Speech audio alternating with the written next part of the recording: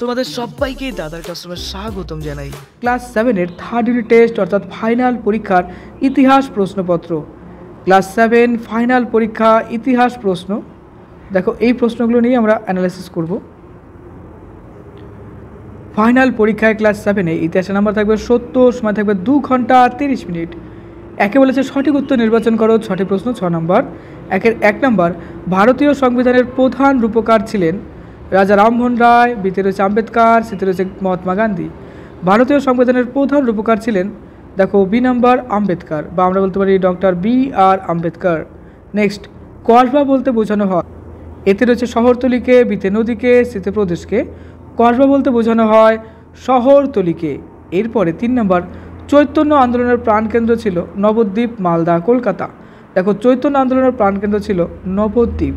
আমি তোমাদের অনেকগুলো সেট দিয়েছি ইতিহাসের উপর, বিজ্ঞানের উপর, ভূগোলের উপর, বাংলার উপর, ইংলিশের উপর, অঙ্কের উপর। অবশ্যই প্লেলিস্টে যাও, সেখানে দেখে নাও। দেখো প্লেলিস্টে প্রচুর ভিডিও রয়েছে তোমাদের জন্য করা আছে। ক্লাস 7-এর প্লেলিস্টে যাও, এরকম প্রচুর সেট তোমরা কিন্তু পাবে। ওকে, তারপরে আসছে 4 নম্বর, সেন রাজাদের আদি বাসভূমি ছিল মক্কা অঞ্চল, বরেন্দ্র অঞ্চল, কলিঙ্গ অঞ্চল। সঠিক উত্তর হবে দেখো বরেন্দ্র অঞ্চল। এরপরে 5 নম্বর, ইসলাম জগতের প্রধান শাসকের উপাধি ছিল আলিম, খলিফা, সুলতান। ইসলাম জগতের প্রধান শাসকের উপাধি ছিল খলিফা। এরপরে 6 নম্বর, মুঘল সম্রাট অরঙ্গজেব পুনরায় জিজিয়া কর চালু করেছিলেন কত খ্রিস্টাব্দে? দেখো এটা হবে সঠিক উত্তর, দেখো হবে 1679 খ্রিস্টাব্দে। এরপরে এক কথায় উত্তর দাও। 2-1 নম্বর, শ্রীকৃষ্ণ বা গিরিধারীর স্বাধিকার কে ছিলেন? উত্তর হবে দেখো মীরাবাই। এরপরে 2 নম্বর, চারমিনার কোথায় অবস্থিত? উত্তর হবে হায়দ্রাবাদে। 3 নম্বর, মহাভারতের ফার্সি অনুবাদের নাম কি? উত্তর হবে দেখো রজবনামা। আমি এর আগের সেটগুলোতে কিন্তু ডিটেলস অ্যানালাইসিস করেছি, তো ওই ভিডিওগুলো অবশ্যই দেখো প্লেলিস্টে পেয়ে যাবে। 4 নম্বর, ব্লক কি? দেখো অনেকগুলো গ্রাম নিয়ে গঠিত হয় ব্লক। এরপরে 5 নম্বর, মালিক কাফুর কার সেনাপতি ছিলেন? তো দেখো মালিক কাফুর আলাউদ্দিনের খিলজির সেনাপতি ছিলেন। মোহাম্মদ ঘুরি কবে মারা যান? নেক্সট প্রশ্ন, উত্তর হবে দেখো 1206 খ্রিস্টাব্দে। নেক্সট 7 নম্বর, বাহামনি রাজ্যের রাজধানী কী ছিল? উত্তর হবে দেখো গুলবর্গা। এরপরে 8 নম্বর, ভারতের শাসন ব্যবস্থা কেমন? দেখো উত্তর হবে গণতান্ত্রিক। এরপরে 9 নম্বর, চেট্টি কি? দক্ষিণ ভারতের বণিকদের চেট্টি বলা হতো। 10 নম্বর, শহীদ বংশের প্রতিষ্ঠাতাকে?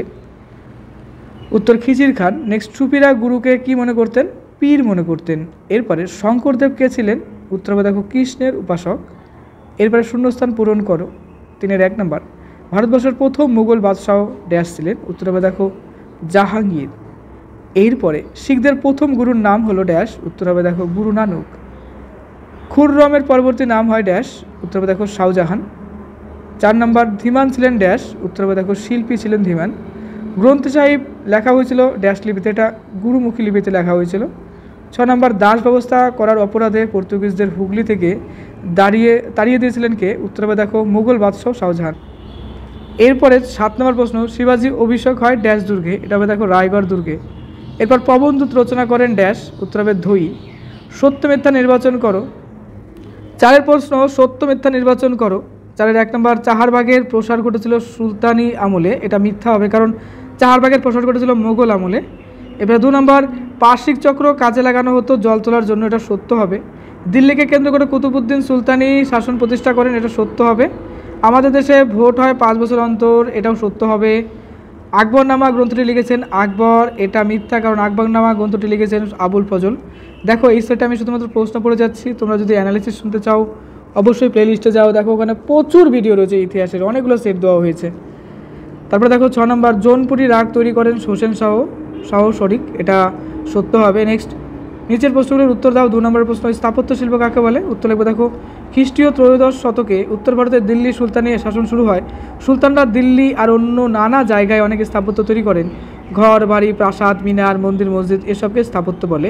এগুলি বানানোর কারিগরদের স্থাপত্য শিল্প বলা হয়। কারিগরিকেই সাধারণত, মানে এগুলো যে বানাচ্ছে সেই বানানোর প্রসেসকেই আমরা বলবো কি স্থাপত্য শিল্প। মিনিয়েচার কাকে বলে? উত্তর লিখবে দেখো মিনিয়েচার। তুতিনামা, রজবনামা, মহাভারতের ফার্সি অনুবাদ প্রভৃতি বইয়ের প্রতিটি পৃষ্ঠা সাজানো হতো সূক্ষ্ম হস্তশিল্পী এবং ছবি দিয়ে। আকার এবং আয়তনের ছোট এই ছবিগুলোকে বলা হয় মিনিয়েচার। এরপরে বৈষ্ণব ভক্তি আন্দোলনের ফলাফল কী ছিল? দেখো খ্রিস্টীয় 17শ শতকের গোড়ার দিকে থেকে বাংলায় ভক্তি আন্দোলনের প্রভাব কমতে থাকে। শ্রী চৈতন্য এবং তার অনুগামীরা জাতিভেদ না মানলে সমাজের ভেদাভেদ থেকেই গিয়েছিল। সব রকম ভেদাভেদ পুরো দূর করতে না পারলেও সেগুলোকে তুচ্ছ করা যায়, এ কথা চৈতন্য জোর দিয়েই প্রচার করেন। সেখানে নতুন তুলভাব এইটিতে এক বড় সাফল্য ছিল। দেখো, সেই সময়কার বিষয়গুলো ভাবলে পারে এটা কিন্তু একটা বড় একটা সাফল্য ছিল, তাই না? তারপরে দেখো বলছি 4 নম্বরটা, ক্ষমতা স্বতন্ত্রীকরণ নীতি কাকে বলে? সব দেশে বিচার বিভাগকে বাকি দুটি বিভাগের যেরকম আইন এবং শাসন থেকে আলাদা রাখা হয়, কোনোভাবেই যাতে সুবিচারের পথ বন্ধ না হয় তার জন্যই এই ব্যবস্থা করা হয়। এক কথা একে বলে ক্ষমতা স্বতন্ত্রীকরণ নীতি। নাচ সাহিত্য কাকে বলে? দেখো, নাচ যোগী নামের এক ধর্ম সম্প্রদায় এই সময় বাংলায় ছিল। তাদের দেবতা শিব।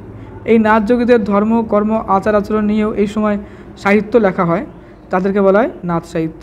এরপরে কিছু প্রশ্ন রয়েছে। দেখো 6, শিবায়ন কি? এর থেকে বাংলায় কৃষকদের জীবনের কী পরিচয় পাওয়া যায়? সুলতান ইলতুৎমিশের সামনে প্রধান দিনের সমস্যা কী ছিল? 3 নম্বর, মঙ্গল আক্রমণ প্রতিরোধ ইলতুৎমিশকে কী ব্যবস্থা গ্রহণ করেন?